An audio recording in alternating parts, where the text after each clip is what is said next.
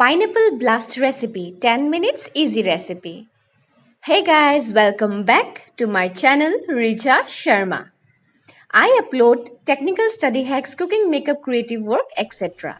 So let's get started. এই ডিশটো বনাবলৈ আমাক লাগিব অলপমান পানী, চুজি, ঘি, সোৱাদ অনুসৰি সুগাৰ মানে চেনি আৰু most importantly pineapple মানে আনাৰস। আনাৰসখিনি আমি সৰু সৰুকৈ প্ৰথমতে কাটি ল'লোঁ আৰু কেৰাহীটো জুইত আমি দি লৈছোঁ। তেল ইউজ কৰিব পাৰে, মই কিন্তু বিনা তেলতে চুজিখিনি ভাজি ভাল পাওঁ। জাষ্ট ব্ৰাউন কালাৰ এটা আহিব লাগে চুজিখিনি। চ' ভালকৈ মই এনেকৈ জুইত দি পিনে ভালকৈ চুজিখিনি দি ল'লোঁ হাই ফ্লেমত।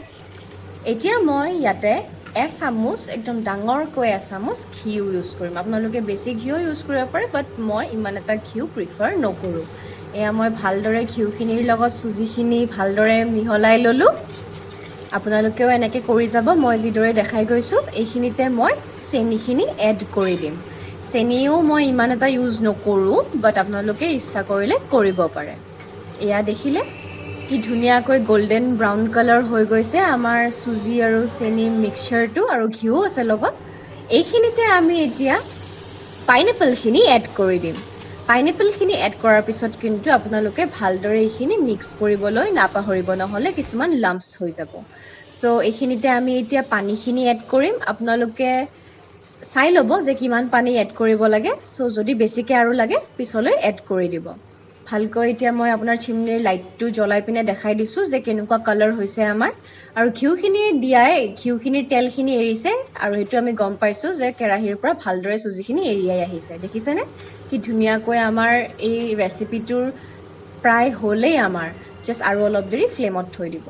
চ' এয়া ইতিমধ্যে আমাৰ 5 মিনিট হৈ গৈছে আৰু আমাৰ ৰেডি হৈ গৈছে ডিছটো। চ' এইখিনি এতিয়া আমি ডেক'ৰেট কৰিবৰ কাৰণে আমি এটা বাতি ল'ম, তাতে আমি ঘিউ এনেদৰে লগাই ল'ম যাতে আমাৰ বাতিটো ওলোটাই দিওঁতে সহজ হয়। চুজিখিনি আমি সোমাই ল'ম। এতিয়া আমি এইটো এনেকৈ ওলোটাই দি টেপ কৰি দিম ওপৰত।